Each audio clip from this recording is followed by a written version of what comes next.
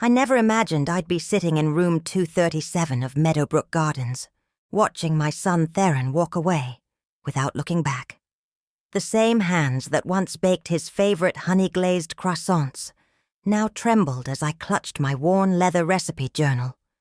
35 years of culinary secrets and family memories, bound in faded burgundy leather. Yesterday, I was Marigold Kavanaugh, the queen of artisanal pastries, the widow who built a baking empire from a single storefront. Today, I'm just another old woman in a beige room with generic artwork, abandoned by the child I raised alone. But what my son doesn't realize is that beneath these silver curls and gentle smile lies the same determination that helped me survive his father's death. He thinks I'll quietly fade away in this place, but I have other plans for our family legacy. Want to know what an $8.2 million revenge tastes like? Before we jump back in, tell us where you're tuning in from, and if this story touches you, make sure you're subscribed, because tomorrow I've saved something extra special for you. I suppose every story of betrayal begins with trust. Mine started 40 years ago in a small bakery on Maple Street, where the scent of fresh bread and hope filled the air every morning at 4 a.m. Back then, I was just Marigold Kavanaugh, a young widow with a 2-year-old son strapped to my back, and a handful of my grandmother's recipes in my pocket. The morning Theron dropped me off at Meadowbrook Gardens, I couldn't help but remember that tiny bakery. How different it was from the sterile hallways I now call home.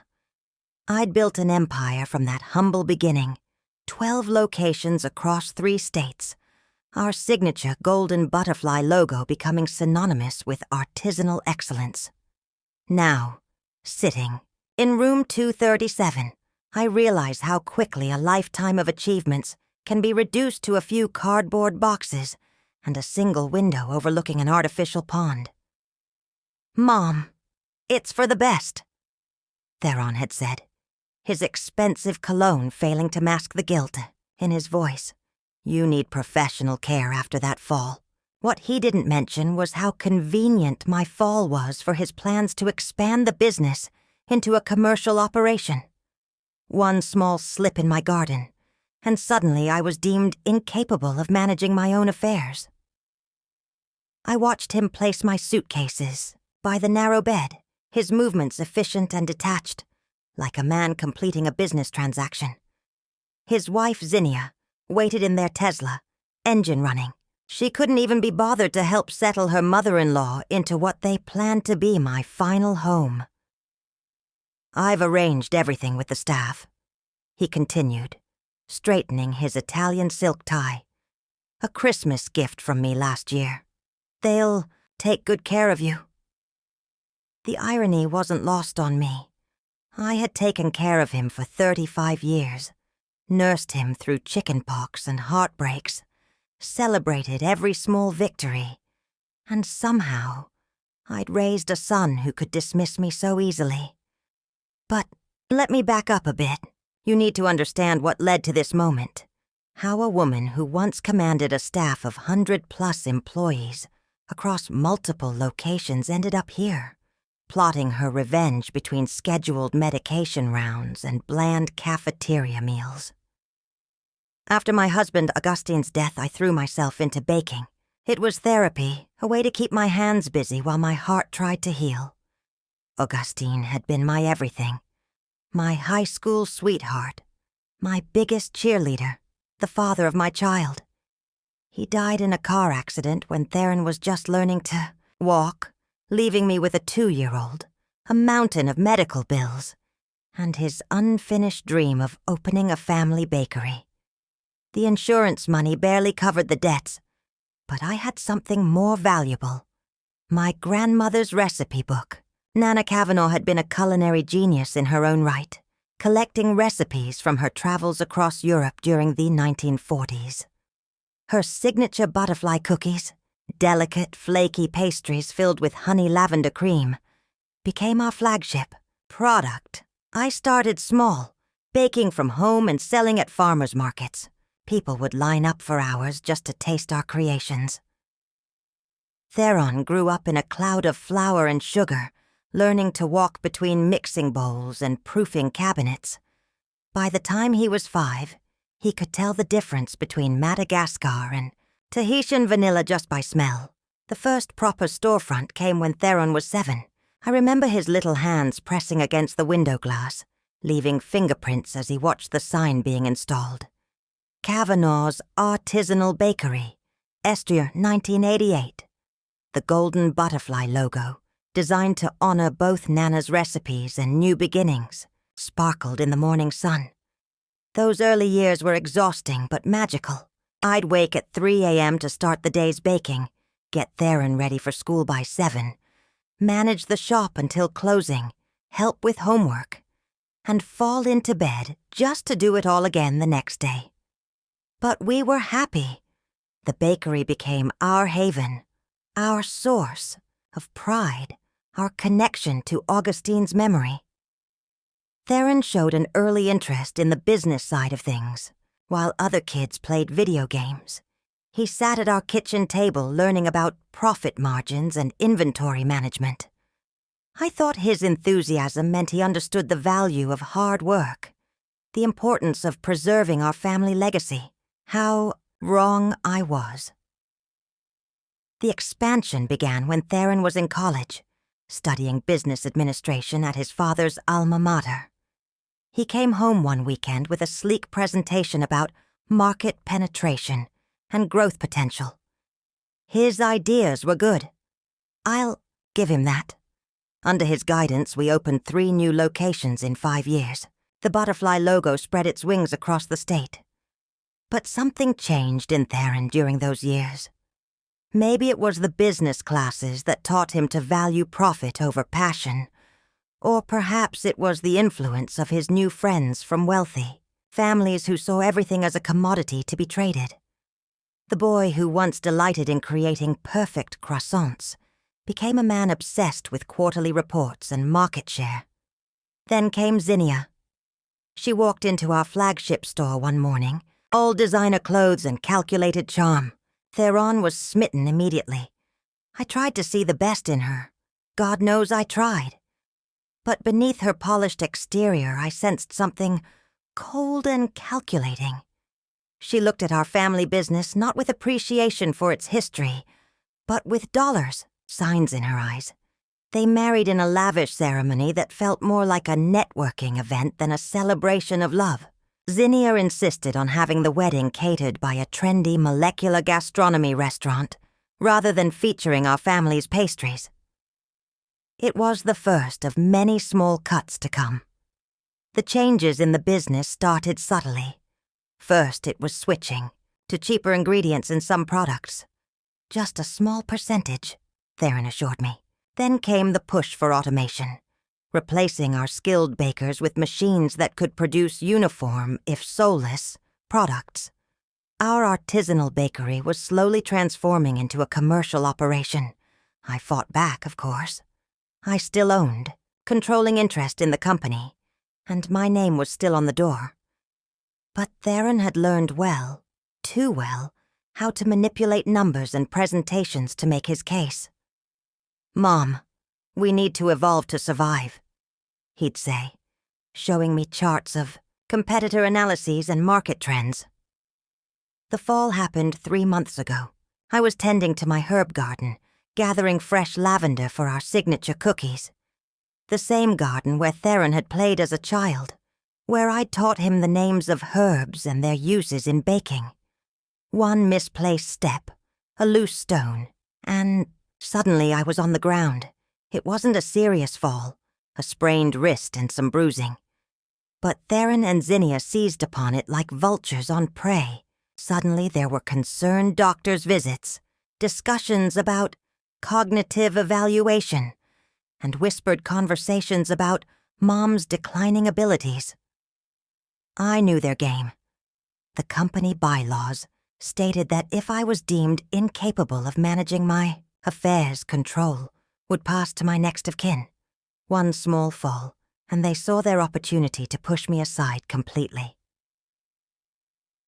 The day they brought me to Meadowbrook Gardens, I watched Theron's face carefully, as he arranged my few allowed possessions in the room.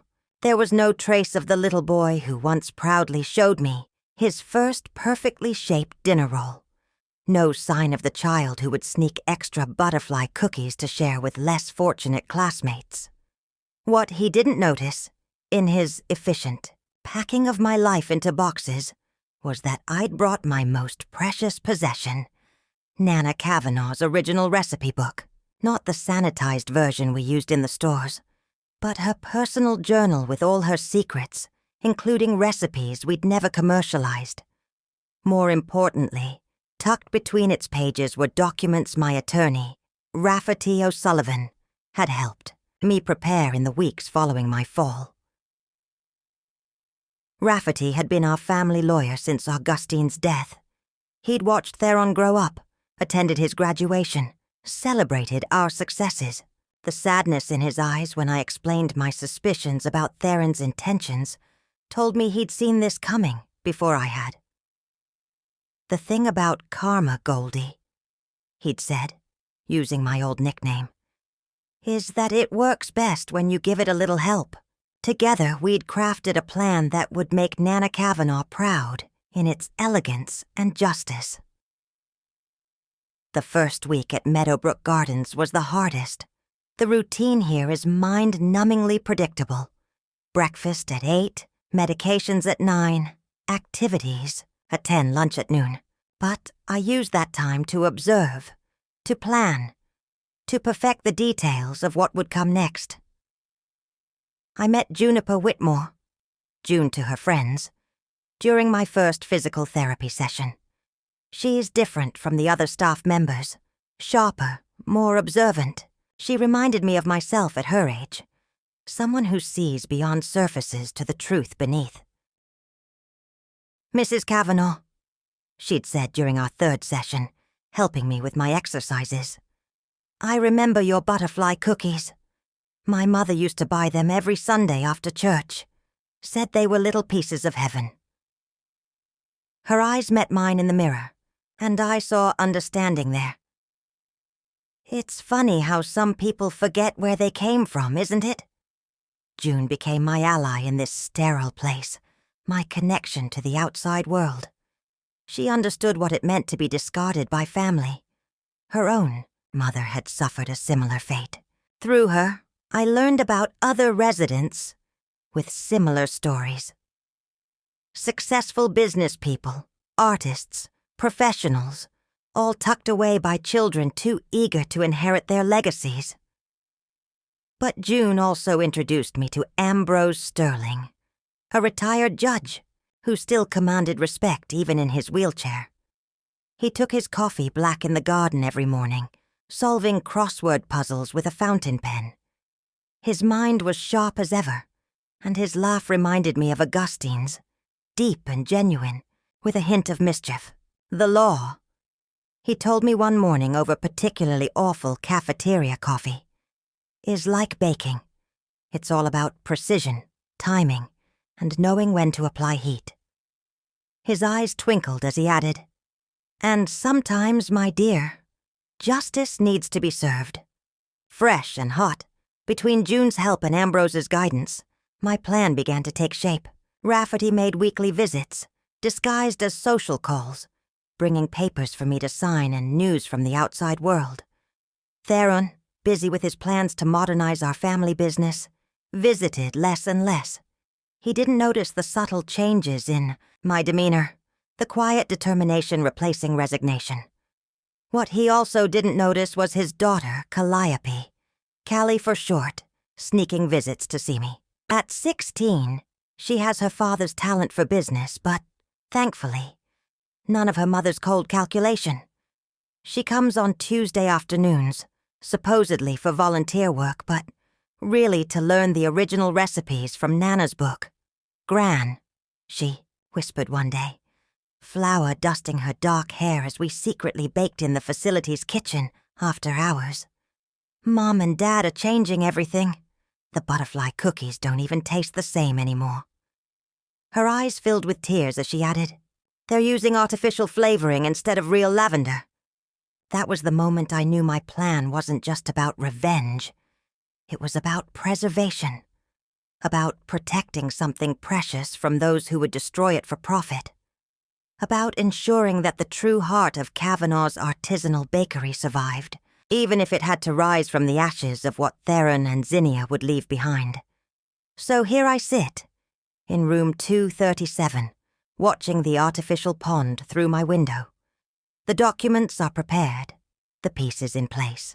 Tomorrow, Rafferty will file the papers that will transform my $8.2 million estate, including my controlling interest in the bakery, into something Theron never saw coming. They think they've stored me away like one of Nana's old recipes, forgotten, in a dusty corner.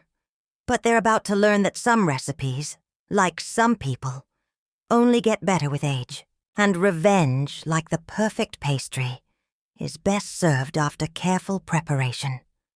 The butterfly is about to spread its wings again, and this time, the wind beneath them will carry the sweet scent of justice. The morning everything changed started like any other, at Meadowbrook Gardens. I was sitting in the common room, pretending to read a magazine while actually watching Theron and Zinnia through the large windows as they pulled up in their Tesla. It had been exactly 2 months since they'd last visited. Not that I was counting, but this time was different. Instead of their usual hurried demeanor, they practically bounced up the walkway, matching smiles plastered across their faces. I knew that look. It was the same expression Theron wore when he was 7 and tried to hide the fact that he'd eaten all the chocolate chips meant for cookies. Something was up. Mom. Theron's voice was too bright, too cheerful. You're looking well. The staff must be taking excellent care of you. He kissed my cheek, his expensive cologne making my nose itch. Zinnia hung back, tapping away at her phone, her red-soled shoes clicking against the linoleum.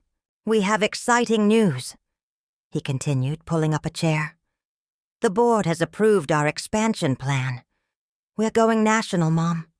Kavanaugh's is going to be in every major city within 2 years. I kept my face carefully neutral. Years of business, negotiations serving me well. National. That's quite a leap, dear. What about quality control? Our recipes require skilled artisans, not assembly lines. Zinnia finally looked up from her phone. Oh, that's all been sorted. We're standardizing everything. Automated systems, pre-measured ingredients, foolproof processes. No more relying on temperamental bakers or outdated methods. My heart clenched. Outdated methods? Those methods built this company. Every recipe was perfected over generations. Which is exactly why we need to evolve. Theron interrupted. The market demands consistency, efficiency. We can't compete with artisanal methods anymore. I watched my son, trying to see any trace of the boy who once spent hours learning how to feel when dough was properly proofed. And the butterfly cookies? Nana's recipes? We're rebranding, Zinnia chimed in, her voice dripping with false sweetness.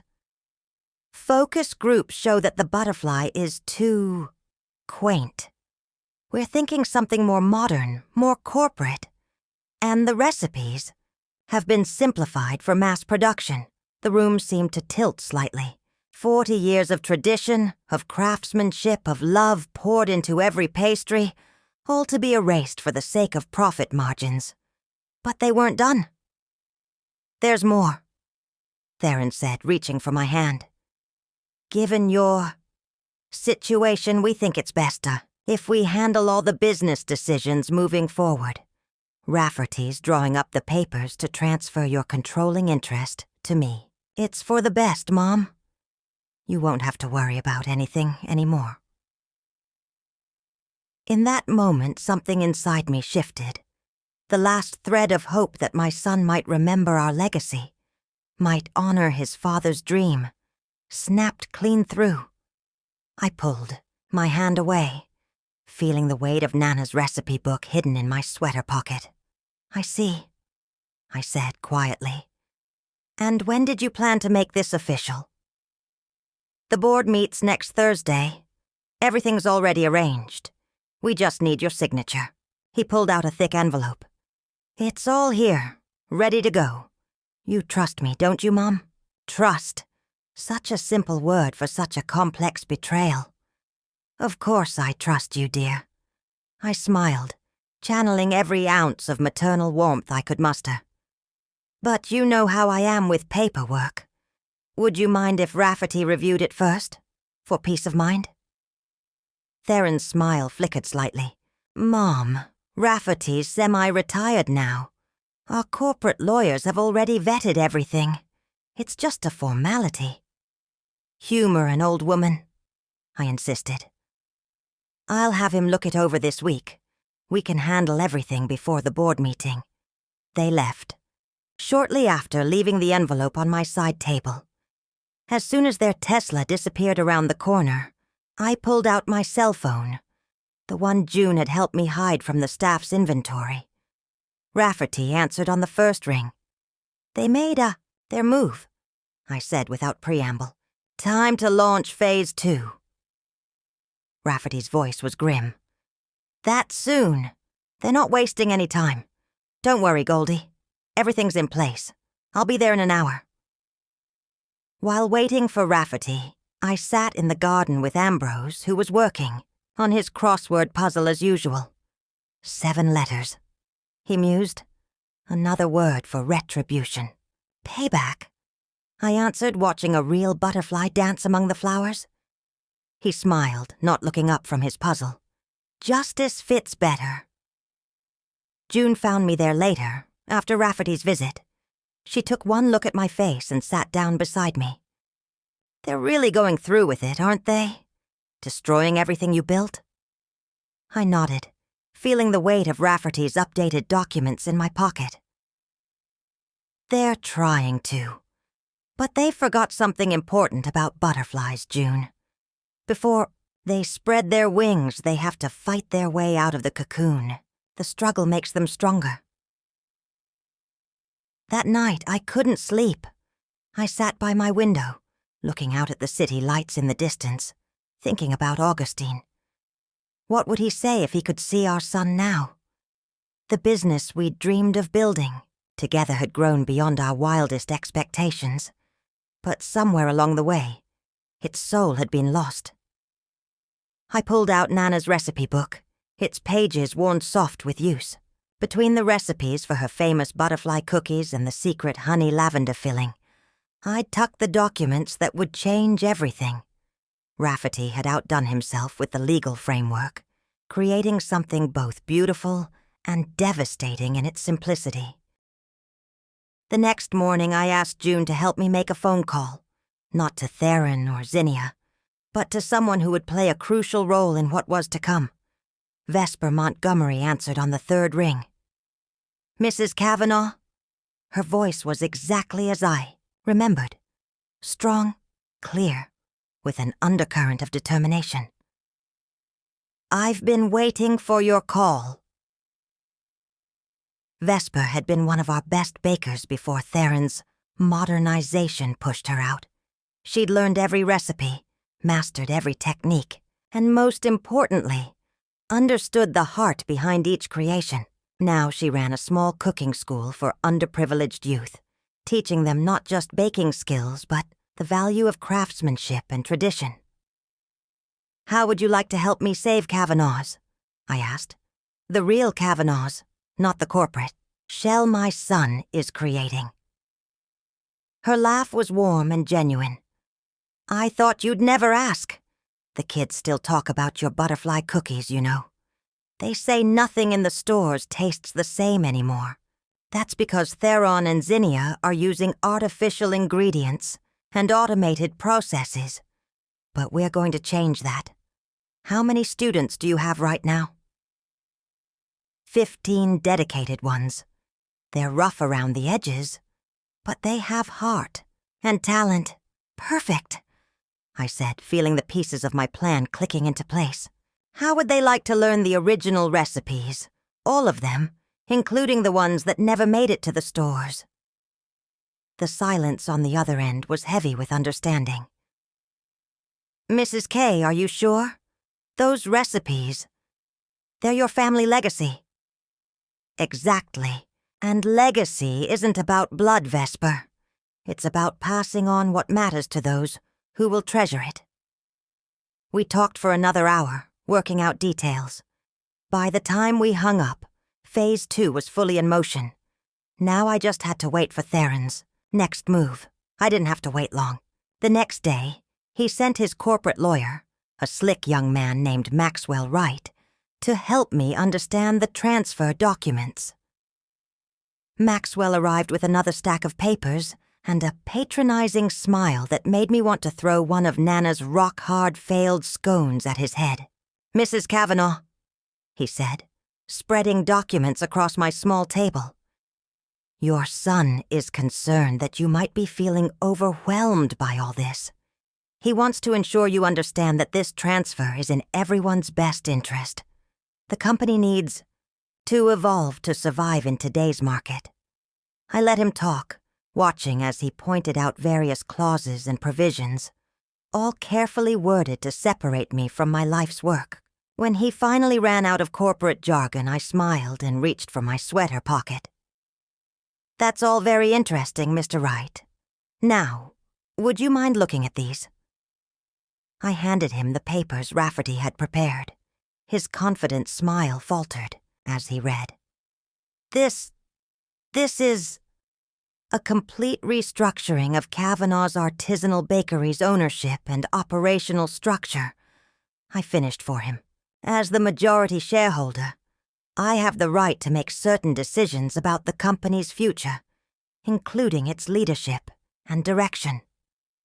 Maxwell's face had lost its professional polish.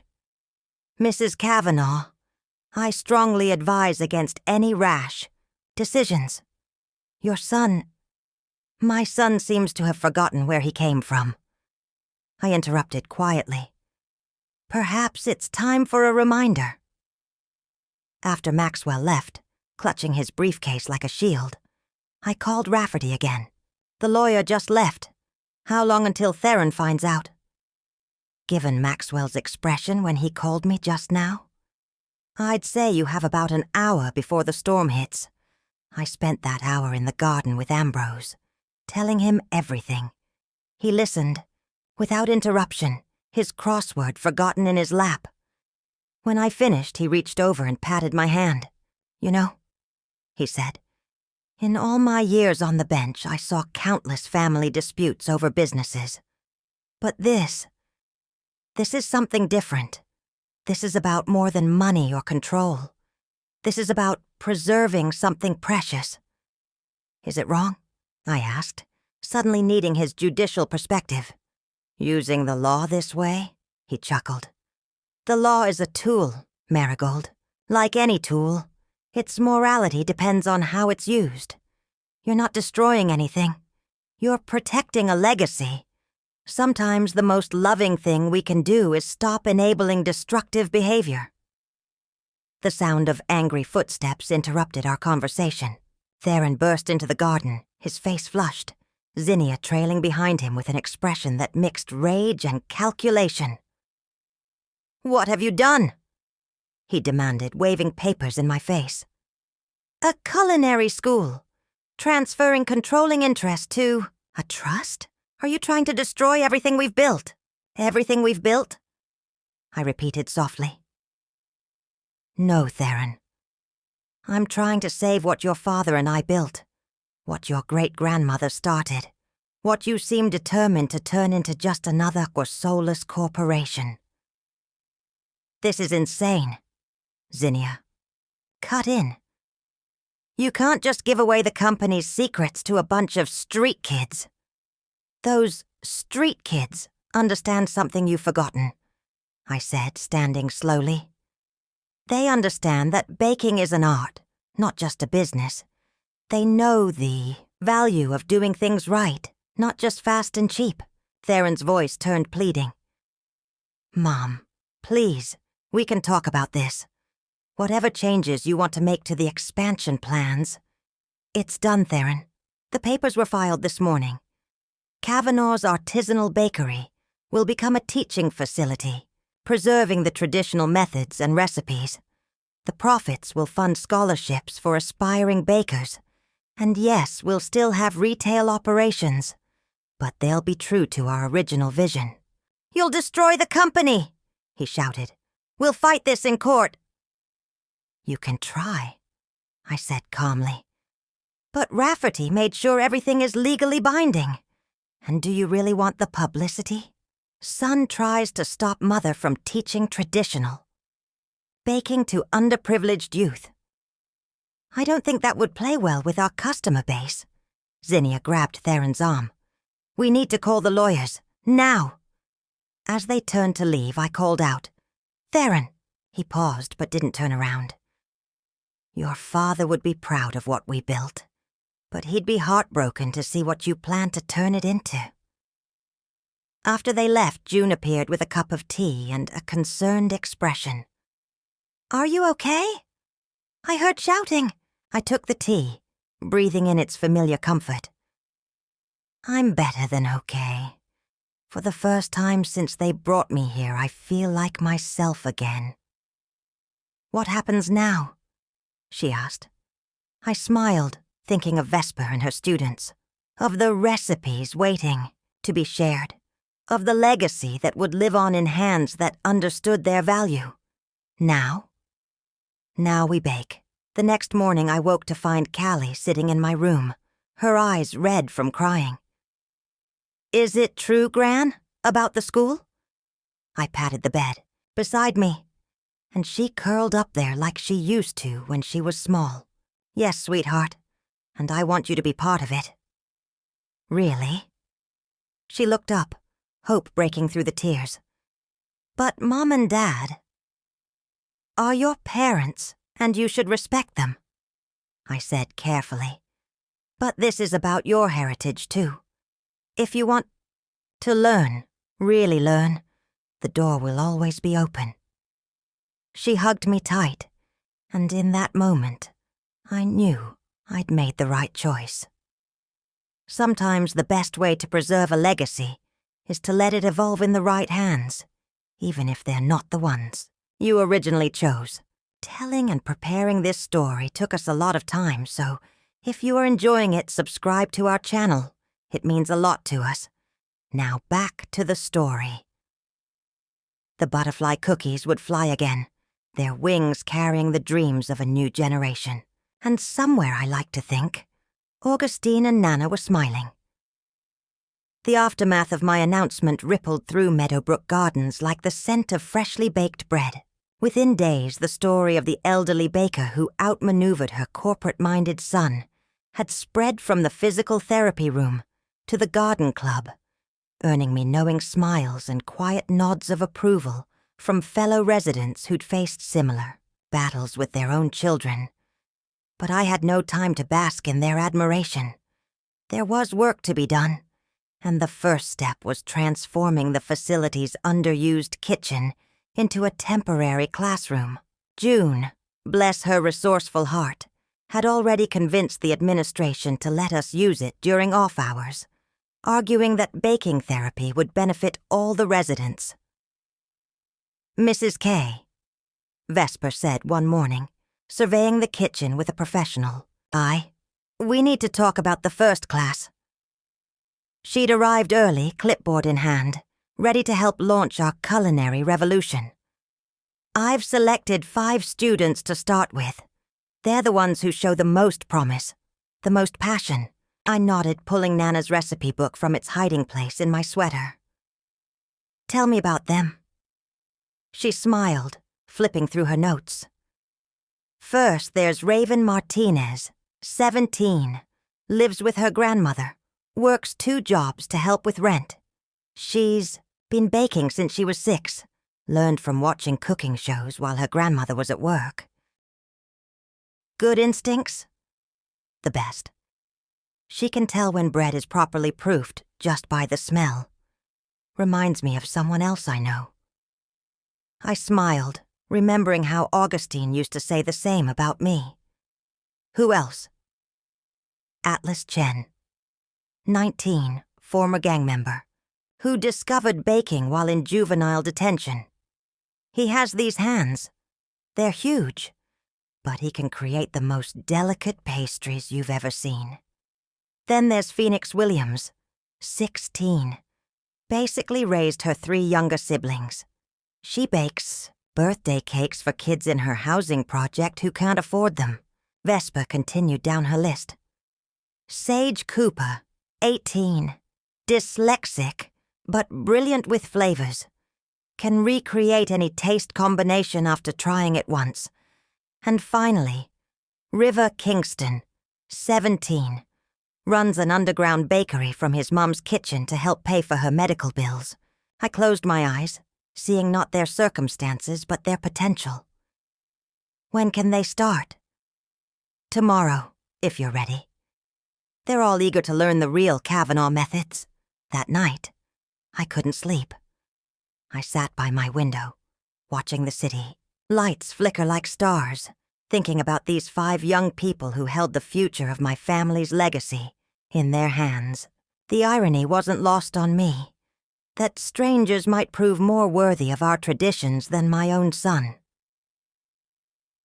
The first class began at dawn the next day. June helped me set up the kitchen, arranging ingredients and equipment just as I had done thousands of times before in my own bakery.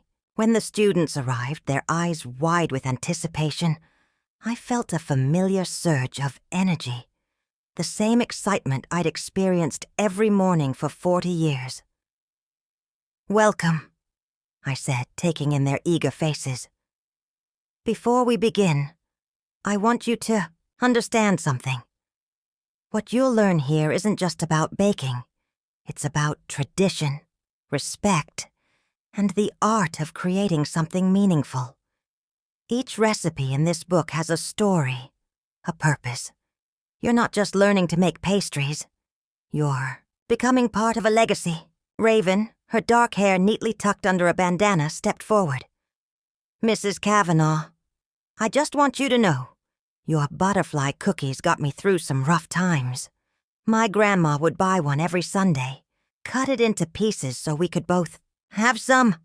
I never thought I'd learn how to make them from you." Her words touched something deep inside me. "Well then," I said, opening Nana's book to the familiar page. "Let's start with those, shall we?" The morning unfolded like a perfectly executed recipe. Each student brought something unique to the kitchen. Atlas's gentle giant hands proved perfect for kneading delicate dough. Phoenix's organizational skills kept everyone on track. Sage's intuitive understanding of flavors led to discussions about subtle variations in spice combinations.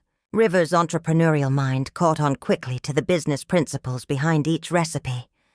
As they worked, I shared stories about Nana developing recipes during the war when ingredients were scarce, about Augustine's dream of opening our first shop, about the years of trial and error that went into perfecting each creation.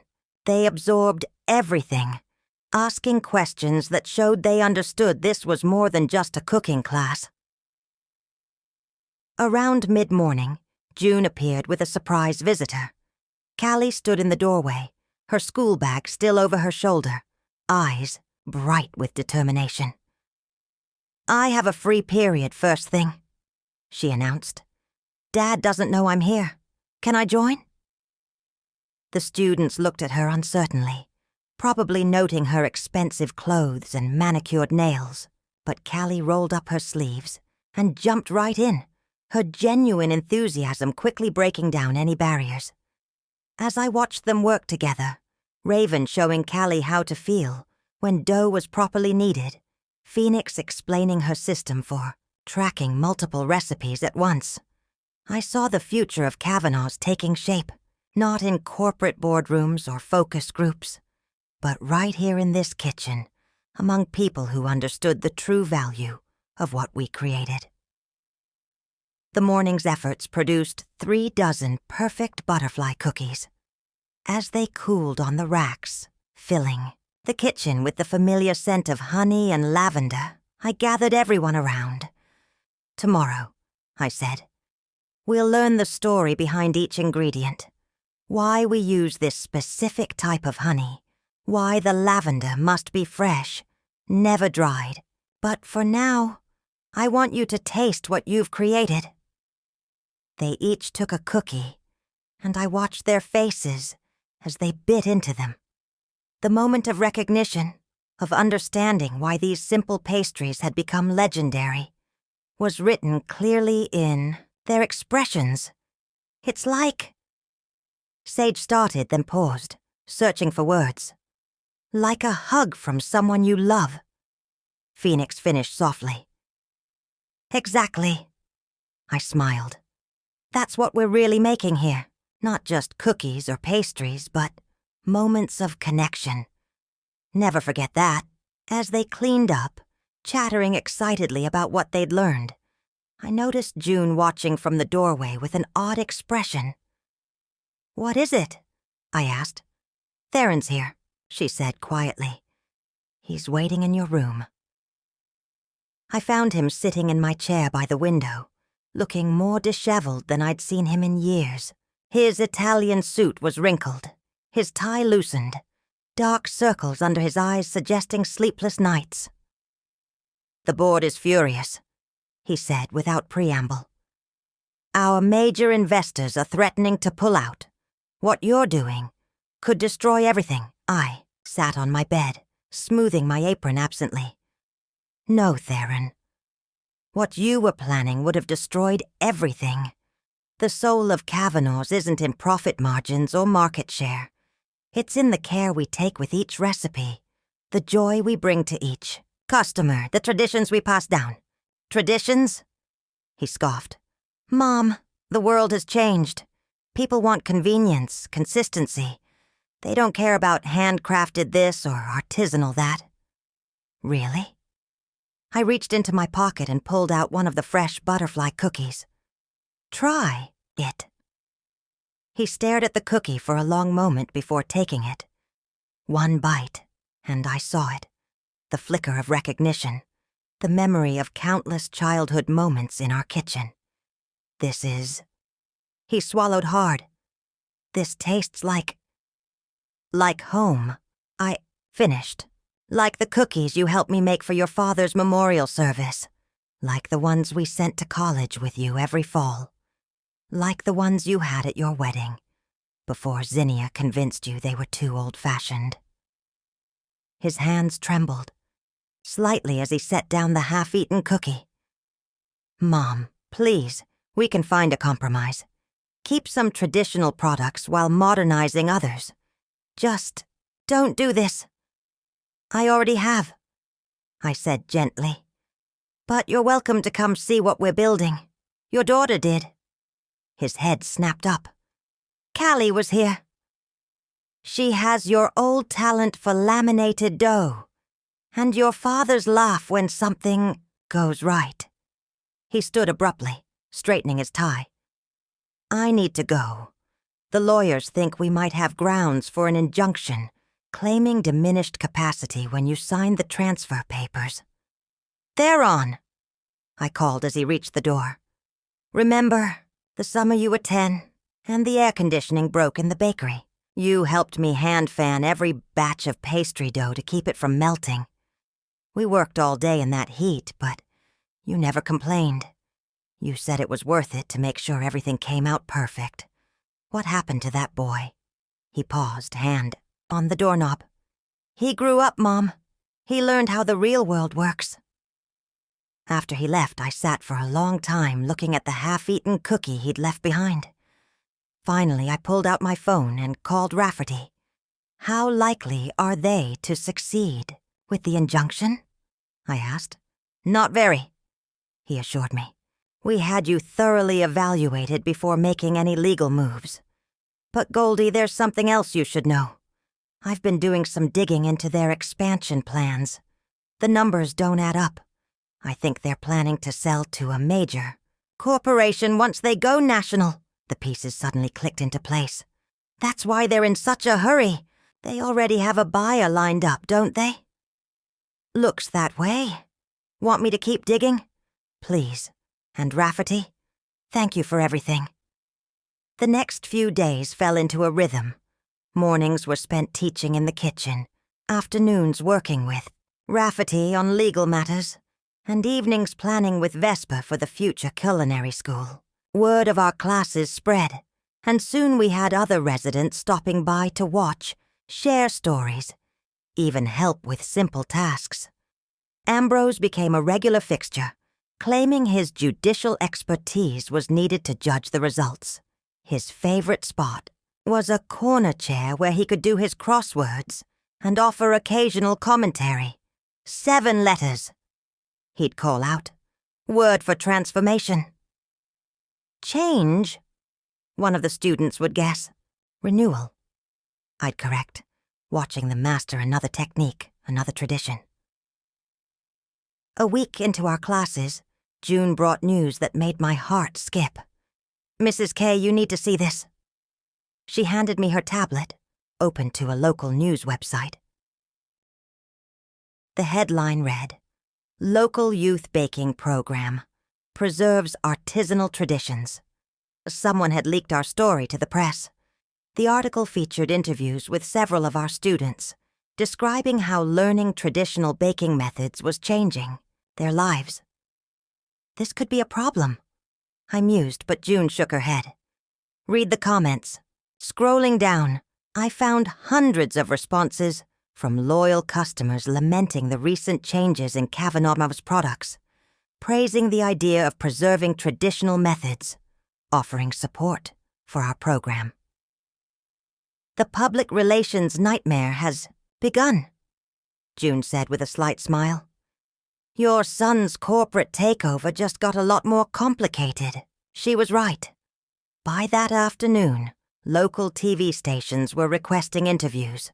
Social media was buzzing with "Dash or Save Kavanaugh's" hashtags, and our phone was ringing with offers of support from other artisanal bakeries. In the midst of this chaos, Callie arrived with tears in her eyes. "Dad's furious," she said. "He and Mom had a huge fight about me coming here. He says I'm betraying the family." I hugged her close, smelling flour in her hair. "You're not betraying anyone, sweetheart. You're honoring your heritage in the best possible way." "I know," she sniffled. "That's what I told him. Then I asked him if he remembered teaching me to make snickerdoodles when I was little. He got really quiet and left the room. That evening, Vesper stayed late to help me plan our response to the media attention. "We need to be careful," she warned.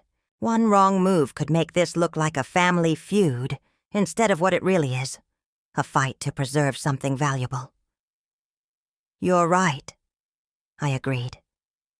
"Let's focus on the students, their stories, their dedication to learning these traditions. That's what matters most." As if to prove our point, Atlas chose that moment to poke his head into the kitchen. "Mrs. K, could I stay and practice the croissant lamination technique?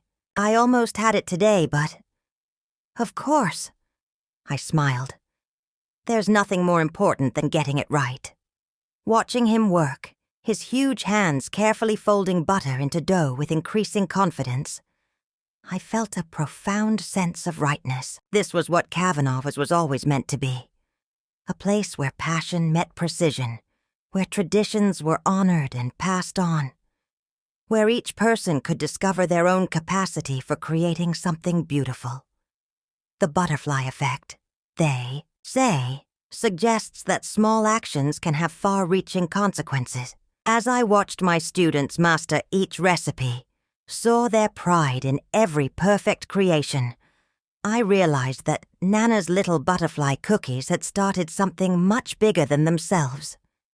They had sparked a revolution, one measured in cups of flour and degrees of heat in carefully folded dough and perfectly timed rises. A revolution that would ensure these traditions, these methods, this legacy would live on in hands that truly understood their value. And somewhere, in a corporate boardroom across town, my son was about to learn that some things can't be measured in profit margins alone.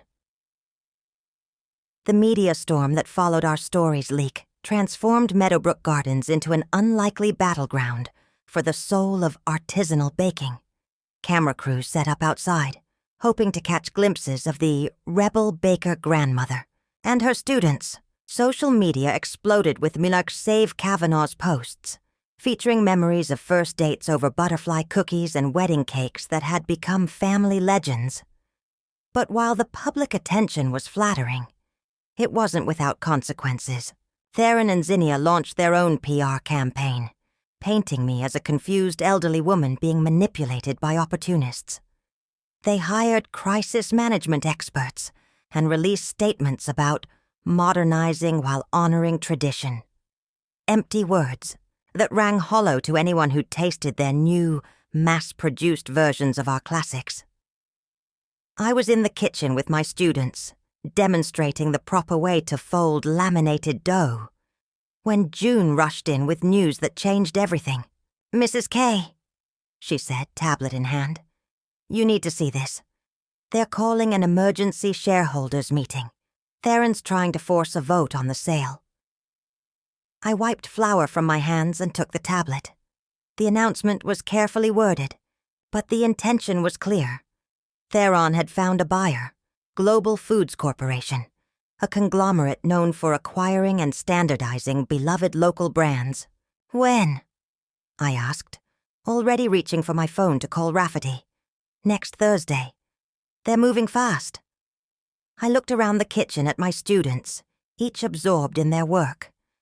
Raven was teaching Callie the proper technique for creating paper-thin phyllo dough. Atlas and Phoenix were experimenting with new filling combinations for our signature pastries.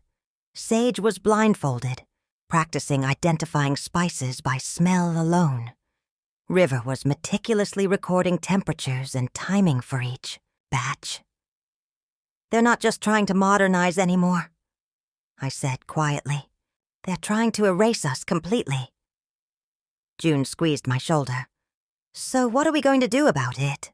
The next few days became a blur of activity.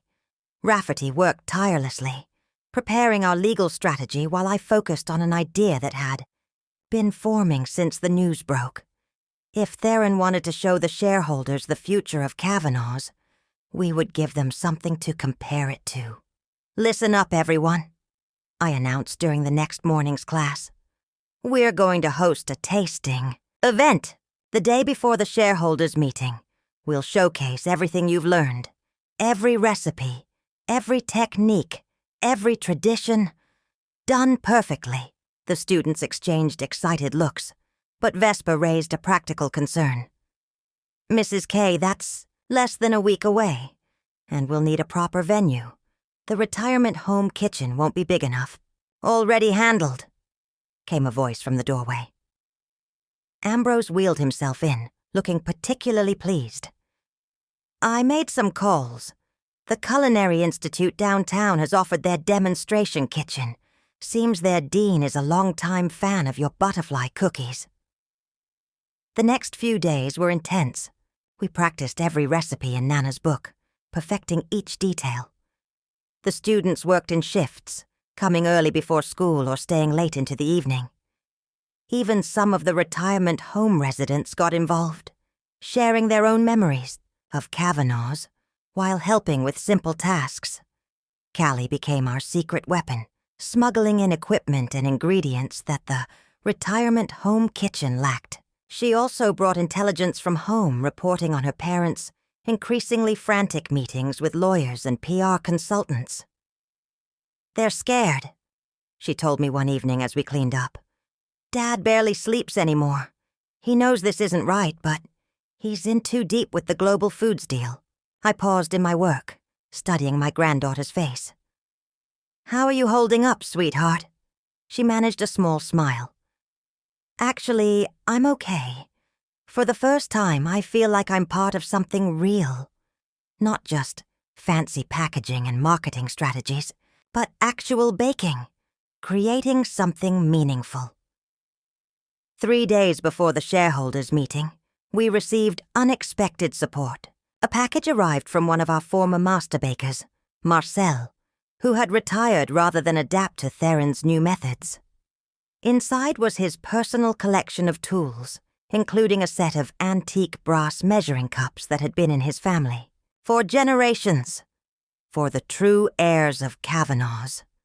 His note read, "Use them well." The morning of the tasting event arrived clear and crisp. We had transformed the Culinary Institute's demonstration kitchen into a showcase of traditional baking arts. Each station told a story: the history of our butterfly cookies, the evolution of our bread recipes, the secret techniques passed down through generations. The students arrived early, dressed in crisp white aprons embroidered with the golden butterfly logo. They moved with quiet confidence, setting up their stations, checking equipment, reviewing recipes one last time. "Remember," I told them as the first guests began to arrive, "today isn't just about baking. It's about showing them the heart of Kavanagh's. Every pastry, every bread, every cookie needs to tell our story."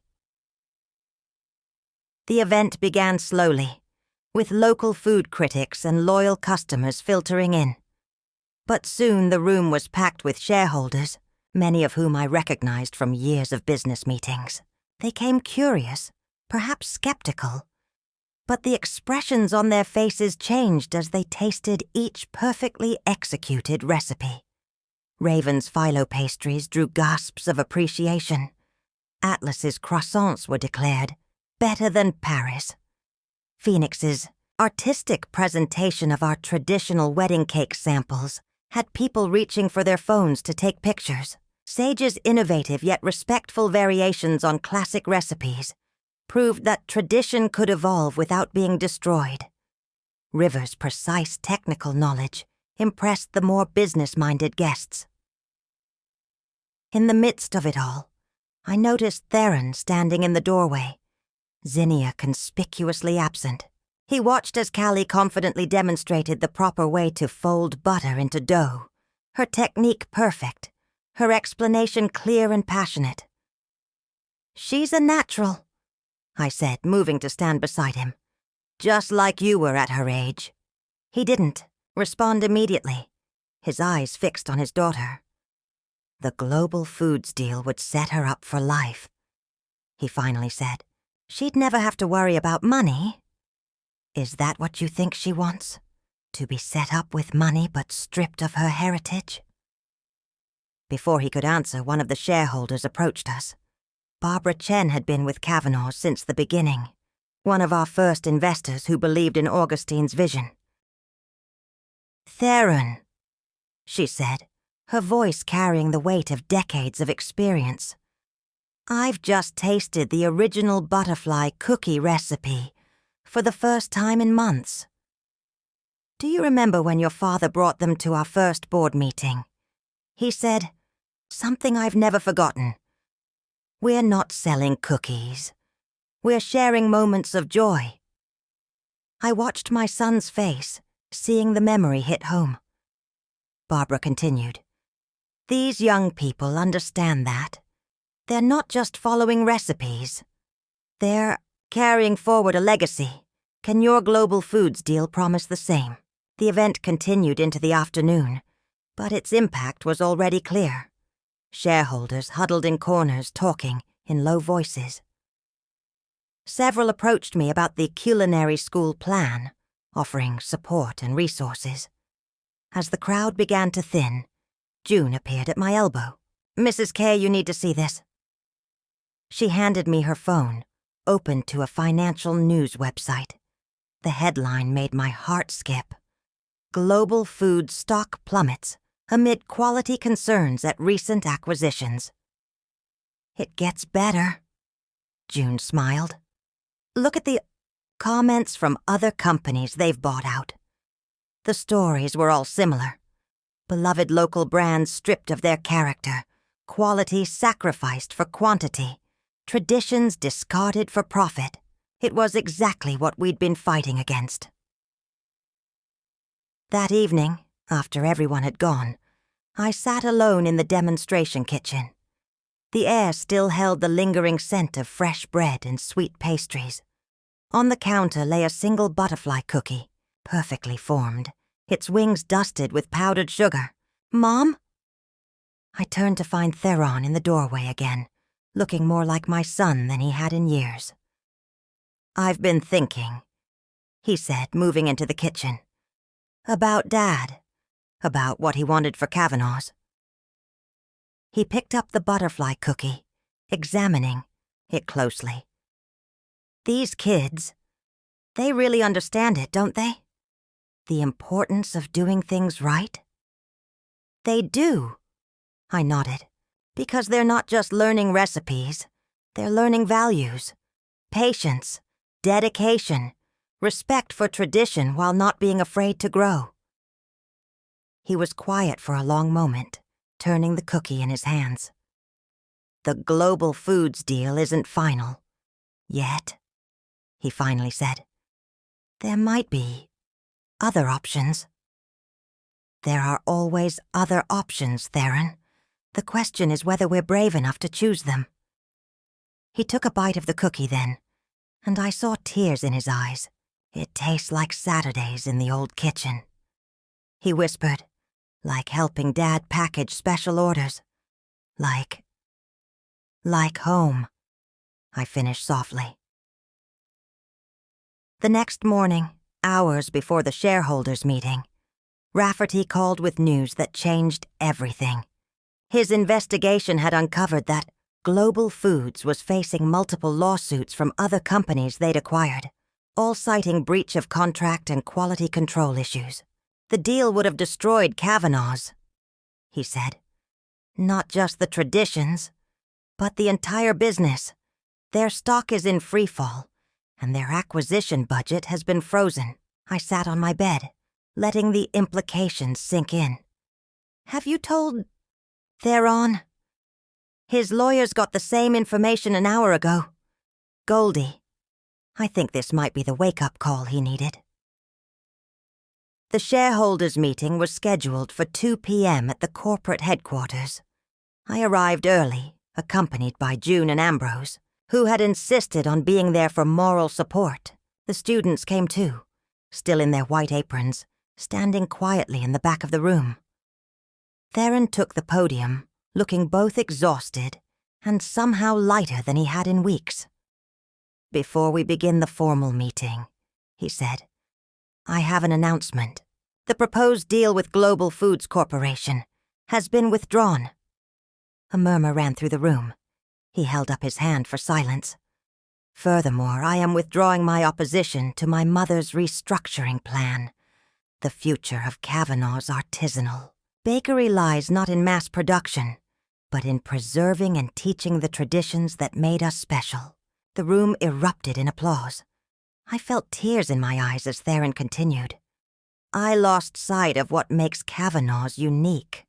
I forgot that our success came not from cutting corners, but from doing things right, from valuing quality over quantity, from understanding that we're not just selling baked goods, we're sharing moments of joy."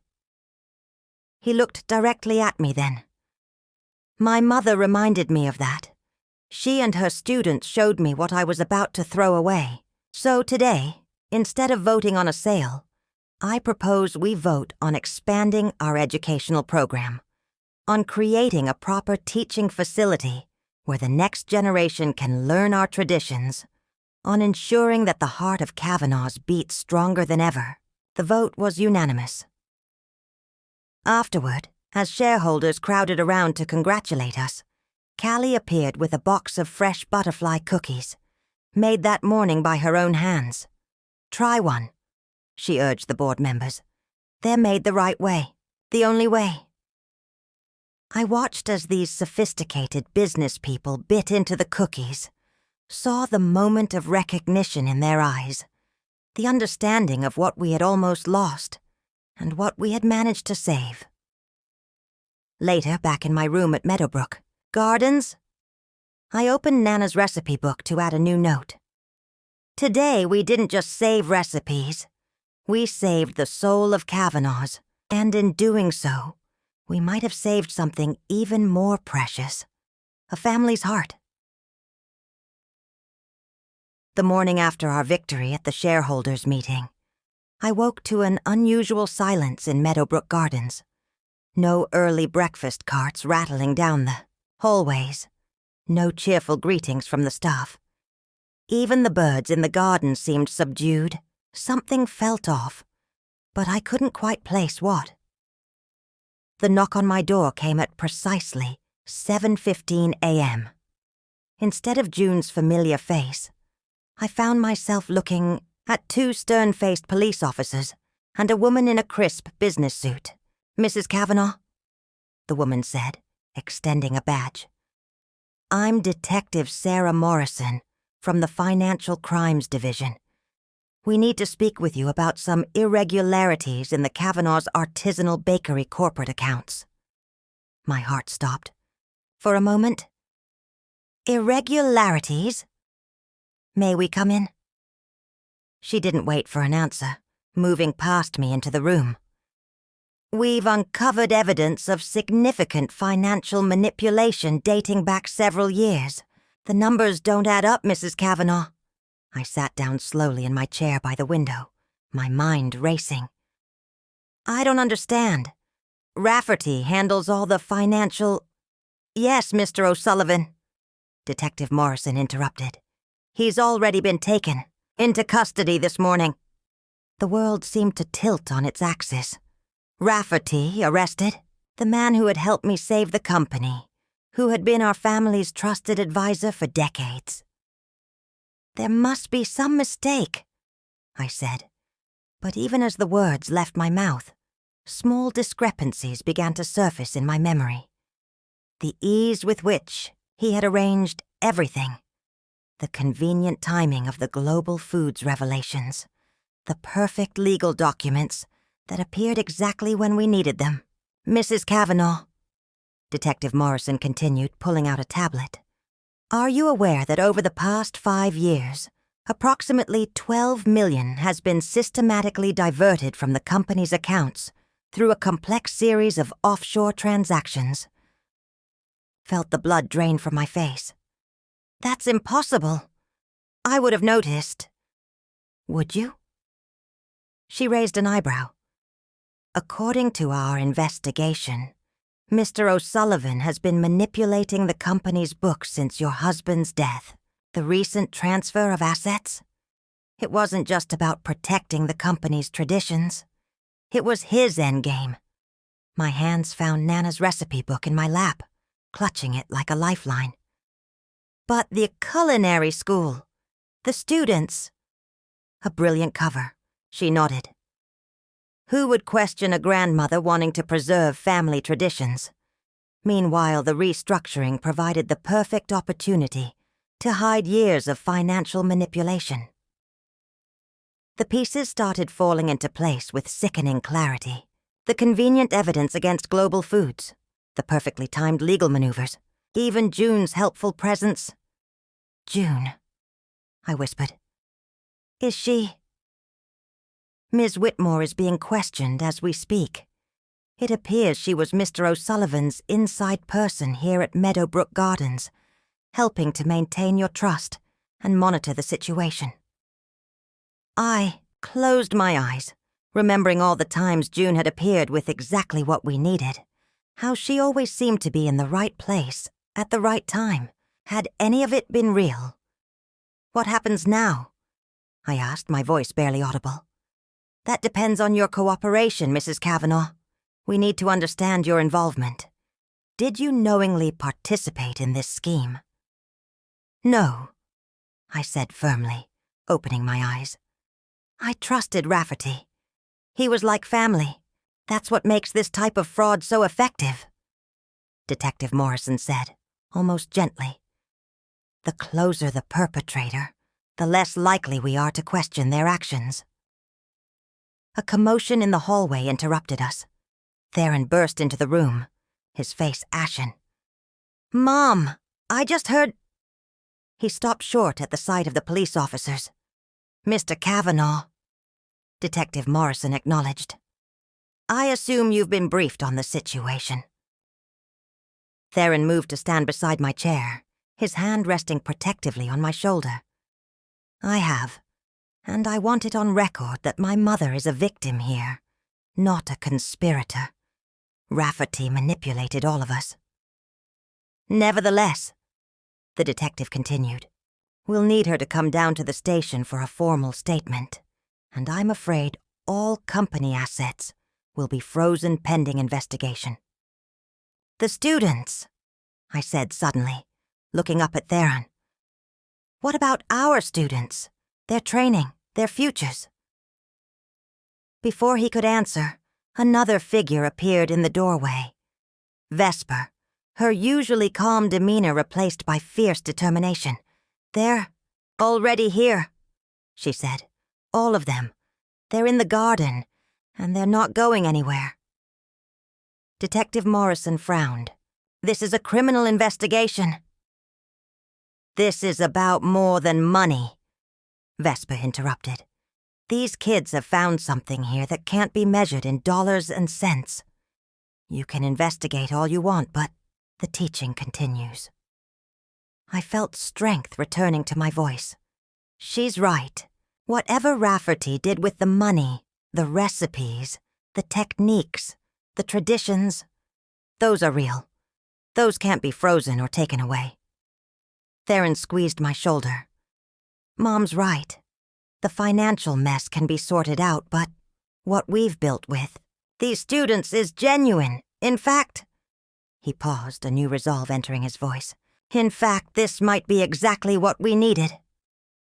"What do you mean?" I asked. "Think about it. We were so focused on preserving the old ways that we didn't question how easily everything fell into place. Now we have a chance to rebuild Kavanaugh's. The right way. Completely transparent. Completely honest." Detective Morrison watched this exchange with professional interest. "That's assuming there's anything left to rebuild. Our forensic accountants are still determining the extent of the damage." "There's always something left," I said, standing slowly. "As long as we have the knowledge, the skills, the dedication to quality, those things can't be stolen." A noise from the garden drew our attention to the window. Below, my students had set up a makeshift outdoor kitchen. Atlas was demonstrating proper kneading technique to a group of residents. Phoenix had organized a production line for basic bread rolls. Raven was teaching younger children how to shape cookie dough. You see? I turned to Detective Morrison. This is the real legacy of Kavanaugh's. Not bank accounts or corporate structures, but people learning, creating, sharing. She studied the scene below, her professional demeanor softening slightly. "It's impressive, but it doesn't change the fact that we're dealing with major financial crimes." "No," Theron agreed, "but it changes how we move forward." He turned to me. "Mom, I need to tell you something. When all this started, when you first announced the culinary school plan, I hired private investigators." "You what?" "I was sure someone must be manipulating you. They uncovered some irregularities in Rafferty's dealings. But before they could dig deeper, he presented the evidence about global foods, and everything moved so fast." He ran a hand through his hair. I should have trusted my instincts. "Detective," Morrison's interest sharpened. "We'll need to see those investigative reports." As they discussed details, my mind was racing. Every interaction with Rafferty over the past months took on new meaning. His convenient appearances, his ready solutions, his perfect timing, all part of an elaborate deception. But something else nagged at me. "Detective," I said slowly, "you mentioned the fraud started after Augustine's death. Why then?" She consulted her tablet. "According to our preliminary investigation, That's when Mr. O'Sullivan gained greater control over the company's financial dealings. As your husband's executor and your trusted advisor, he had unprecedented access. But that doesn't make sense, I protested. Augustin would have noticed if anything was wrong. He was meticulous about the books. Theron's face suddenly went pale. Mom. When was the last time you actually saw Dad's original will? The question hit me like a physical blow. Rafferty handled everything after the accident. He said Augustine had updated it just before. Detective Morrison was already making notes. We'll need to look into the circumstances of your husband's death, Mrs. Kavanaugh. Sometimes, these financial schemes have deeper roots than we initially suspect. The implications were staggering. Had Rafferty's manipulation extended beyond money? Had he somehow been involved in Augustine's accident? A knock at the door revealed Ambrose, looking grave. I couldn't help overhearing, he said, wheeling himself into the room. And I think I might have something relevant to add. All eyes turned to him as he continued. Before I retired from the bench, I presided over several cases involving similar financial fraud schemes. The pattern here: gaining trust, creating crisis situations that require quick decisions, manipulating evidence. It's textbook. But there's usually a trigger, something that forces the fraudster to accelerate their plans. The Global Foods deal. Theron realized. It would have exposed everything during due diligence. Exactly. Ambrose nodded. So he had to move quickly, create a situation that would prevent the sale while allowing him to maintain control of the assets. Using me, I said quietly. Using my love for the company, for tradition, for teaching. Using all of us. Theron corrected. Playing on my corporate ambitions, Mom's dedication to tradition, the students' dreams. Detective Morrison's phone buzzed. After reading the message, she looked up with new intensity. We've just received preliminary reports from the forensic team. Mrs. Kavanaugh, it appears the financial manipulation goes back even further than we thought. To before your husband's death. The room fell silent as the implications sank in. Finally, I stood, drawing myself up to my full height. Detective Morrison, I said, my voice steady. I want to make a statement about everything. But first, I need to speak to my students. She hesitated, then nodded. Make it quick. In the garden, the impromptu baking class continued. When they saw me approach, my students gathered around, their faces showing concern and determination. Something's wrong, Raven said immediately. We saw the police cars. Yes, I admitted. Something is very wrong. The money that was supposed to fund your training, the legal framework we thought protected everything, it was all part of a fraud scheme. Their faces fell, but I held up my hand. But that doesn't change what you've learned, what you can do, what you understand about the importance of doing things the right way. What are they going to do? Phoenix asked. Shut us down? They might have to, temporarily, I acknowledged.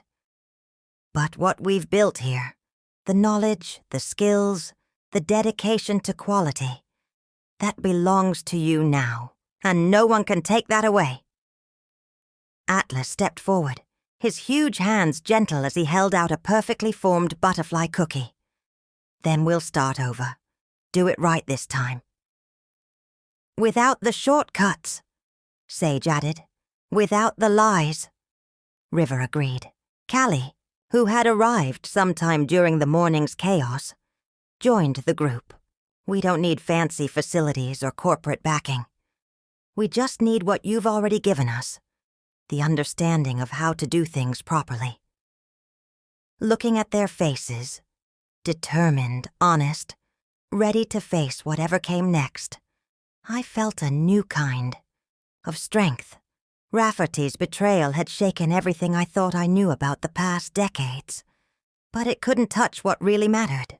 "Detective," I called to Morrison, who had followed me to the garden. "I'm ready to tell you everything I know.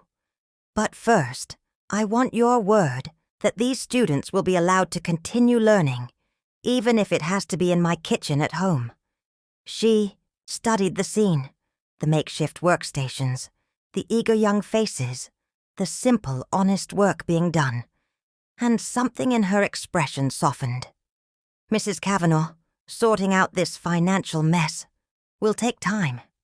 But I don't see any reason why. The teaching has to stop. After all, you're not selling anything. You're just sharing knowledge." "Knowledge," I repeated, "and something more important.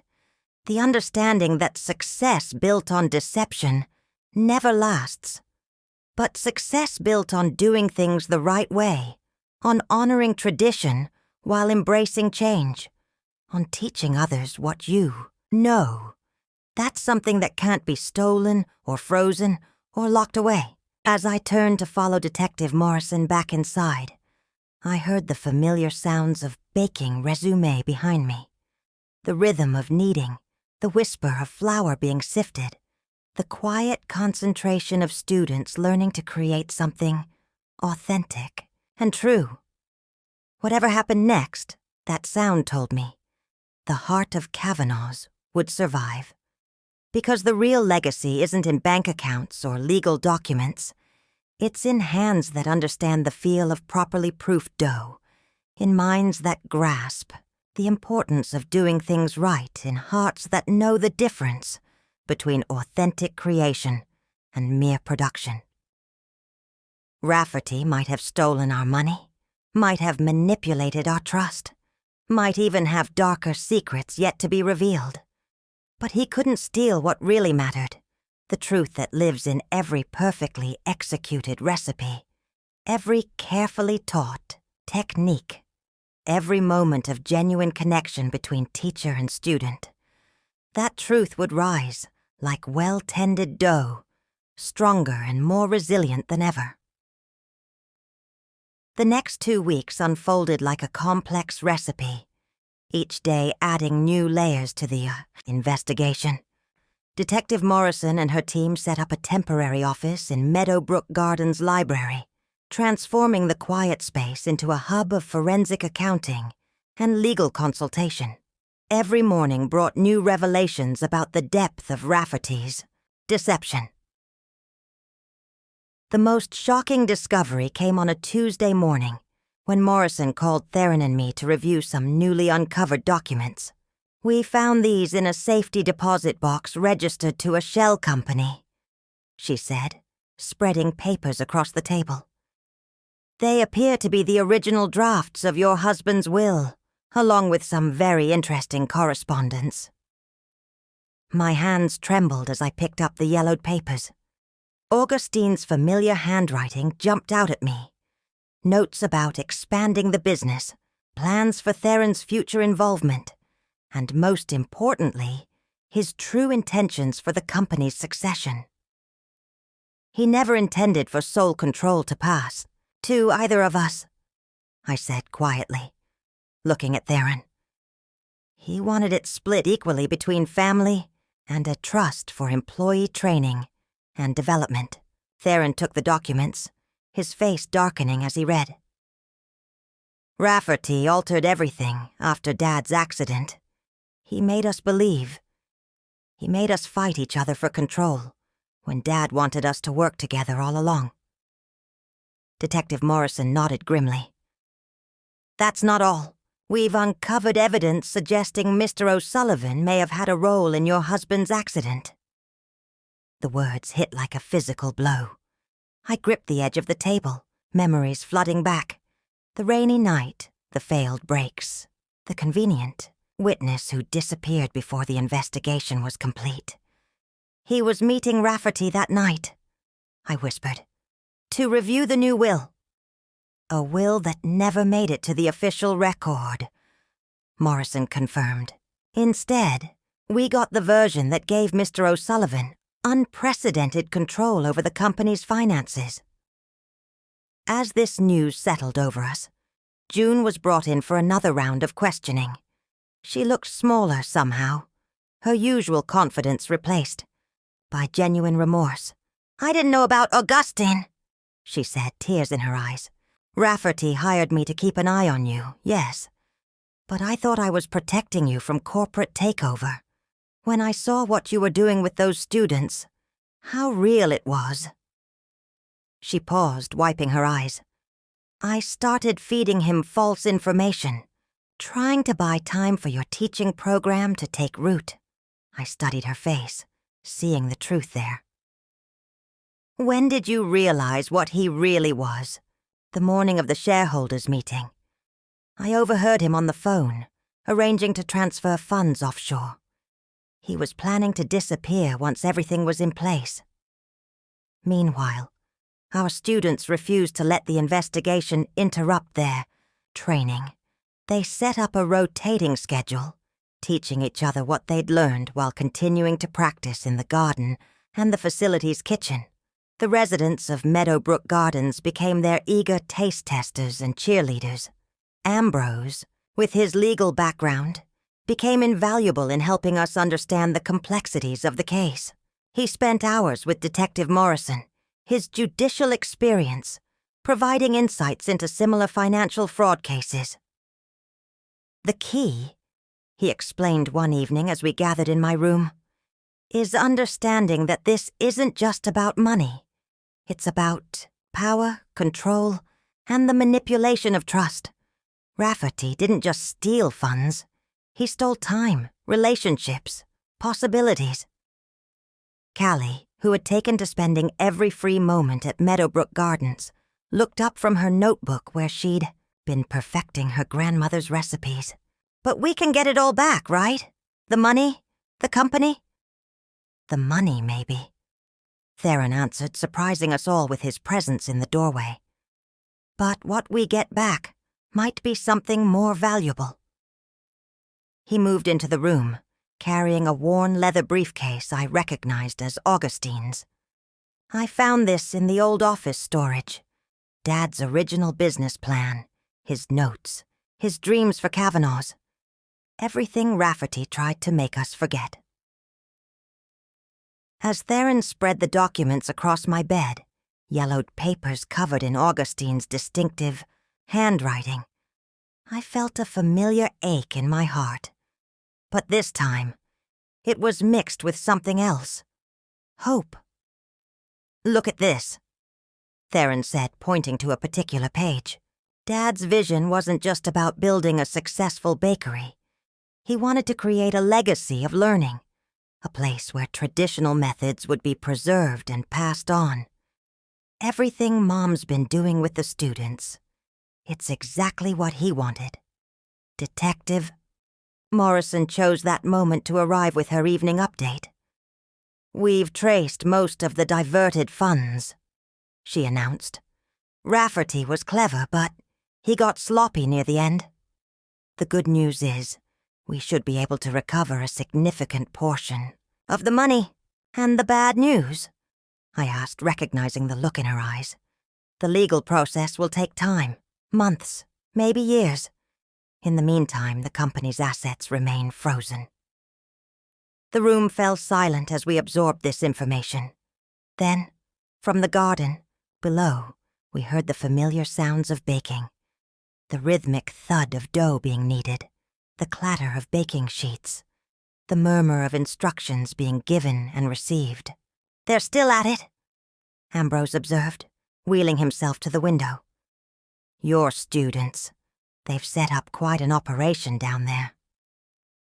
I joined him at the window. In the fading light, I could see Atlas teaching a group of younger kids the proper way to shape dinner rolls. Phoenix and Raven had organized an assembly line for pastries. Sage was conducting a blind taste test with some residents, while River meticulously recorded recipes and techniques in a notebook.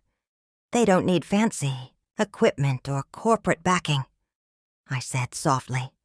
They just need knowledge and the determination to do things right. "Mom." Theron said, his voice thoughtful. What if that's the answer? What if, while the lawyers sort out the corporate mess, we focus on what we can do right now? What do you mean? He grabbed a blank piece of paper and began sketching rapidly. We start small, like you did after Dad died. Teaching, baking, building trust, back one recipe at a time. Not as Kavanaugh's artisanal bakery. That'll have to wait until the legal issues are resolved. But as something new. The Phoenix Project, Callie suggested, eyes bright with excitement. Because we're rising from the ashes. Detective Morrison, who had been quietly observing, spoke up. From a legal standpoint, as long as you're not using the Kavanaugh's brand or corporate resources, there's nothing preventing you from teaching or baking under a new name. The idea took hold quickly. By midnight, our small group had outlined a plan. We would start with basic baking classes in the Meadowbrook Gardens kitchen, expanding to pop-up events in community centers. The students would become teaching assistants, passing on what they'd learned while continuing their own education. But where will we get the startup funds? June asked from her corner. She'd been allowed to stay, under supervision, after agreeing to cooperate fully with the investigation. I have some savings, I began, but Theron cut me off. No, Mom, I've got this. Consider it the first step in making things right. As our planning session wound down, Detective Morrison pulled me aside. Mrs. Kavanaugh, there's something else. You should know. We found evidence that Rafferty has a terminal illness. Doctors give him less than a year. It might explain why he accelerated his plans. I absorbed this information, feeling an unexpected pang of pity for the man who had betrayed us so completely. He still has to answer for what he did. Yes, she agreed. But understanding his motivation might help us recover more of the assets. He's indicated he might be willing to cooperate in exchange for some consideration in sentencing. The next morning, I gathered everyone in the garden. Students, residents, family, even some of the detectives' team who had become invested in our story. Standing among the herb beds where this all began, I felt the weight of Augustine's original vision, of Nana's recipes, of decades of tradition. What Rafferty did was wrong, I began. He stole more than money. He stole trust, time, relationships. But he couldn't steal what matters most, our knowledge, our skills, our determination to do things the right way. I looked at each face in turn. My students, who had shown such dedication. My son, who had found his way back to what really mattered. My granddaughter, who understood the true value of our legacy. The residents who had become our most loyal supporters. Even June, seeking redemption through honest service. Starting today, we begin again. Not as Kavanaugh's, that will come later when the legal dust settles, but as something new, something built on complete transparency, on doing things the right way, on teaching others what we know. Atlas stepped forward, his huge hands gentle as he presented a tray of perfectly formed butterfly cookies. We made these this morning. The original recipe. The proper way. The only way, Raven added firmly. As the cookies were passed around, I saw tears in more than a few eyes. These simple pastries represented everything we were fighting to preserve. Not just recipes and techniques, but values, traditions, the understanding that some things can't be rushed or automated or compromised. Detective Morrison, accepting a cookie, smiled slightly.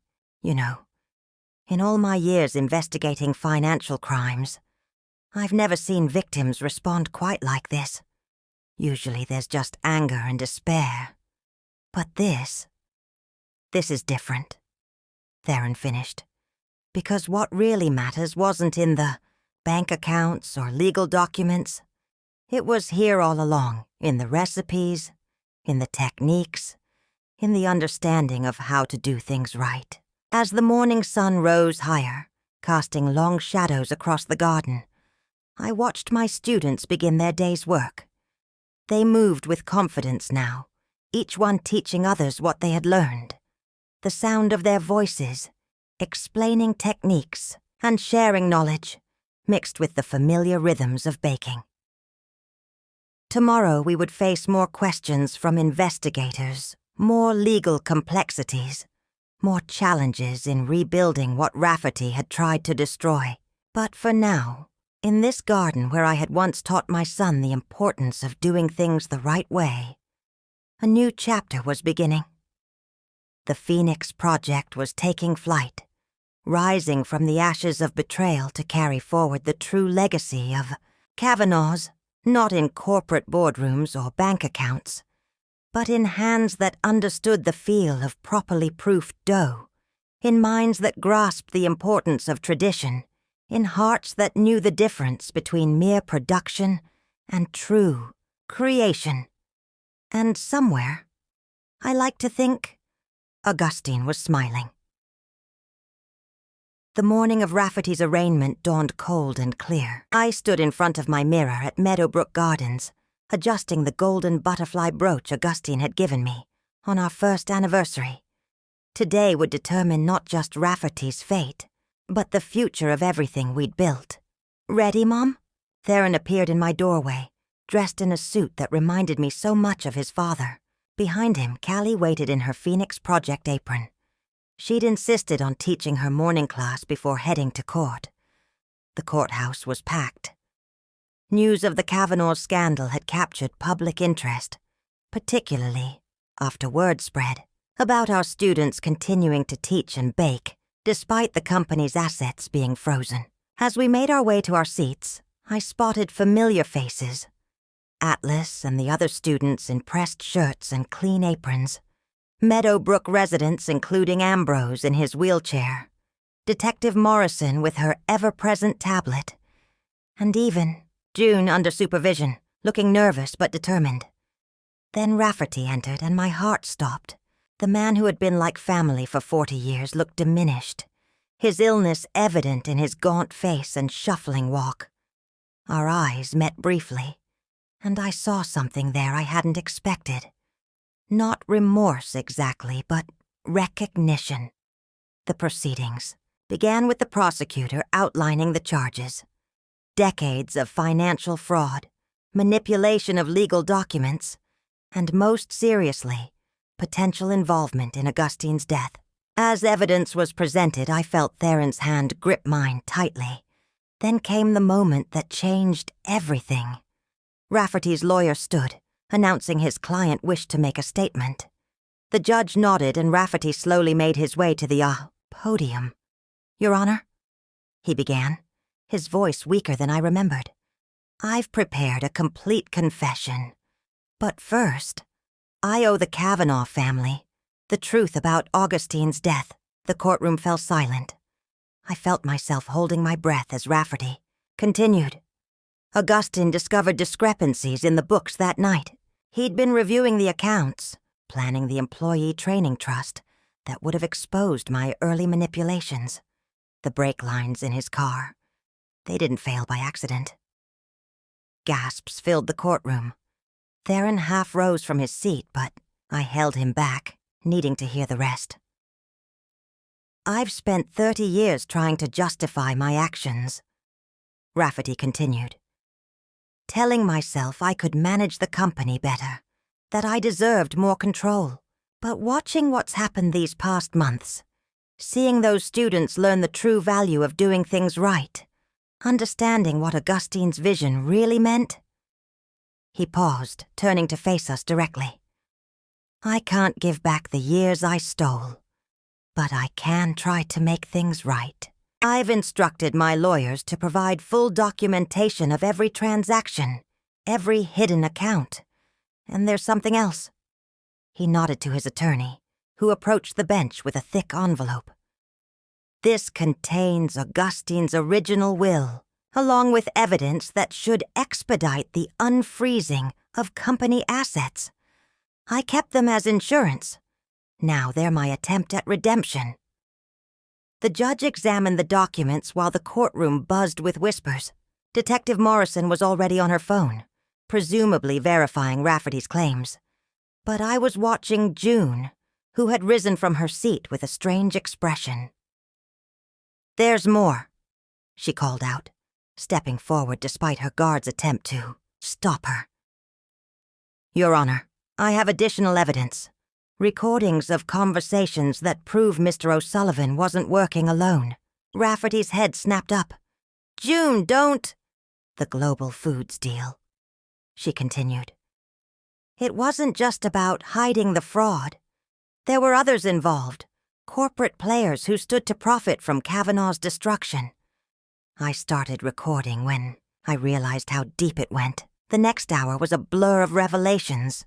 June's recordings revealed a conspiracy involving executives from Global Foods and other corporations, all orchestrated to strip Kavanaugh's of its assets and eliminate a competitor in the artisanal baking market. We'll need to verify all of this," Detective Morrison announced. "But preliminarily, it appears we've uncovered a much larger corporate conspiracy." The judge called a brief recess to review the new evidence. In the hallway, our students gathered around us protectively, while Theron huddled with the prosecutors. "Mrs. K," Atlas said quietly, "whatever happens, we're not stopping. The Phoenix Project is already changing lives. Yesterday, I taught a class at the youth center. Kids who never thought they could create anything beautiful made their first butterfly cookies." Raven nodded. "And the community center wants us to start a regular program. People are hungry for real food, real skills, real connection." Before I could respond, we were called back into the courtroom. The judge's expression was grave as she delivered her ruling. "Based on the new evidence and Mr. O'Sullivan's cooperation, I'm prepared to expedite the asset recovery process. Furthermore, I'm ordering an immediate investigation into the corporate conspiracy allegations." She paused, looking directly at me. "Mrs. Kavanaugh, while the legal proceedings continue, I see no reason why your teaching programs cannot resume under the original Kavanaugh's name. The evidence clearly shows your husband's intentions for the company's educational mission." Relief swept through me, but it was tempered by the sight of Rafferty being led away in handcuffs. Despite everything, part of me mourned the friend I thought I'd had. Outside the courthouse, reporters gathered, eager for statements. Theron stepped forward, every inch his father's son. "Kavanaugh's artisanal bakery will resume operations," he announced, "but with a new focus on education and tradition. The Phoenix Project will become part of our core mission, just as my father originally intended. We're not just preserving recipes, we're preserving values." Later that evening, back in the Meadowbrook Gardens kitchen, I watched as my students prepared for their first official class under the restored Kavanaugh's name. The familiar scent of honey and lavender filled the air as butterfly cookies took shape. "Gran," Callie called, "come show us again how to fold the dough just right." As I demonstrated the technique, I saw Augustine's dream taking shape in these young hands. Atlas's gentle strength, Raven's precise attention to detail, Phoenix's creative spirit, Sage's intuitive understanding of flavors, River's methodical approach. Each student bringing their own gifts to the tradition. "Remember," I said, guiding Callie's hands through the folding motion. "It's not just about the recipe. It's about understanding why each step matters, why doing things right makes a difference. Like life," Ambrose commented from his corner. "No shortcuts, no cheating, just honest work and real results." June, who had been allowed to return to work under supervision as part of her cooperation agreement, appeared with fresh supplies. "The first community center class is scheduled for tomorrow," she reported. "We already have a waiting list." Theron joined us, rolling up his sleeves. Dad's original business plan included satellite teaching kitchens throughout the city. He said, "I think it's time we made that happen." As we worked together, family, students, friends, even some of the investigators who'd stayed to learn proper baking techniques, I felt Augustine's presence strongly. This was what he'd envisioned, a place where tradition met innovation, where skills were passed down with love and attention, where doing things right mattered more than doing them quickly or cheaply. The butterfly cookies emerged from the oven perfect, their wings delicate and golden. As their sweet aroma filled the kitchen, I saw tears in more than a few eyes. These weren't just pastries. They were symbols of resilience, of tradition surviving betrayal, of truth emerging from deception. "To the Phoenix Project," Atlas called out, raising a cookie. "To Kavanaugh's," Raven added. "To doing things right," Theron finished.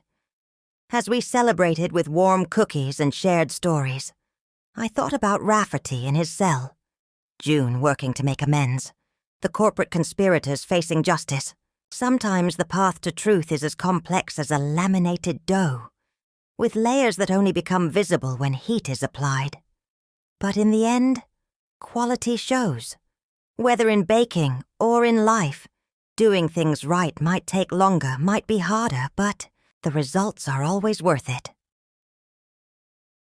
The next morning, as students and customers once again lined up outside Kavanaugh's flagship store, I placed a fresh tray of butterfly cookies in the display case. Their wings caught the morning light, casting tiny shadows that danced like promises of better things to come. Augustine's dream hadn't died. It had simply been waiting for the right moment to rise again, like well-tended dough, stronger and more flavorful for the time it took to develop properly. And as I watched Callie teach a young girl how to fold dough with the same care and attention I'd once taught her father, I knew that some traditions can't be broken, some values can't be compromised, some legacies are meant to rise again and again, as long as there are hands willing to do the work right. 1 year later, I stood in the gleaming teaching kitchen of the newly established Kavanaugh Culinary Institute, watching as our first class of certified students received their golden butterfly pins. The room buzzed with excitement, filled with proud families, community supporters, and the unmistakable aroma of fresh-baked success. Atlas, now our head instructor for bread programs, adjusted his chef's coat nervously before addressing the crowd. His huge hands, once uncertain, moved with confident precision as he demonstrated the final test, creating perfect butterfly cookies while explaining each step to the audience. "The secret," he said, echoing words I'd taught him a year ago, "isn't in the ingredients. It's in understanding why each step matters, why patience and precision create something that can't be rushed or faked." From my seat in the front row, I watched my original students, now all certified instructors, guide their own pupils through the ceremony. Raven had developed our advanced pastry program, incorporating both traditional techniques and innovative approaches. Phoenix led our community outreach, establishing satellite teaching kitchens in underserved neighborhoods. Sage had created a specialized curriculum for students with learning differences, proving that there were many ways to understand the language of baking. River's business acumen had helped us develop a sustainable model for expanding our educational programs. Theron, sitting beside me, squeezed my hand as Callie took the podium. My granddaughter, now heading our youth education division, had grown into a poised young woman who embodied the best of our family's legacy. "A year ago," she began, "we thought we'd lost everything. Our company was frozen, our traditions threatened, our trust betrayed. But what looked like an ending turned out to be a beginning. Today, Kavanaugh's isn't just a bakery. It's a movement, a community, a place where doing things right isn't just a slogan. It's a way of life. The audience applauded as she gestured to the wall behind her, where Augustine's original business plan hung framed beside photographs of our journey. There we were in the Meadowbrook Gardens kitchen, teaching despite frozen assets. There were our students running pop-up classes in community centers. There was the day we reopened the flagship store, lines stretching around the block. And we're just getting started, Callie continued. Today we're announcing the Kavanaugh Foundation, dedicated to providing scholarships for aspiring bakers and funding for community teaching kitchens. This was news to me. I looked at Theron, who smiled. It's time, Mom. Dad's dream of making quality education accessible to everyone who wants to learn. We're finally making it real. June, who had completed her community service and earned a place on our administrative team, approached with a tablet showing the day's metrics. Our satellite locations were thriving. Our online courses had waiting lists. And most importantly, our graduates were succeeding, opening their own bakeries, teaching others, spreading the philosophy of doing things right. Ambrose, still our resident legal advisor despite officially retiring from the bench, wheeled himself to my side. You know, he said quietly, I've seen a lot of justice served in my time, but this is something special. You didn't just recover from fraud. You created something better than what was lost. He was right. The corporate conspiracy Rafferty and June had exposed deal led to major reforms in the industry. Global Foods and its partners faced hefty fines and restructuring orders. But more importantly, their attempt to destroy us had instead sparked a renaissance in artisanal baking education. Detective Morrison, who had become a regular at our events and a particular fan of our chocolate croissants, joined our conversation. Speaking of justice, I thought you'd want to know. Rafferty's been moved to a medical facility. Doctors give him weeks at most.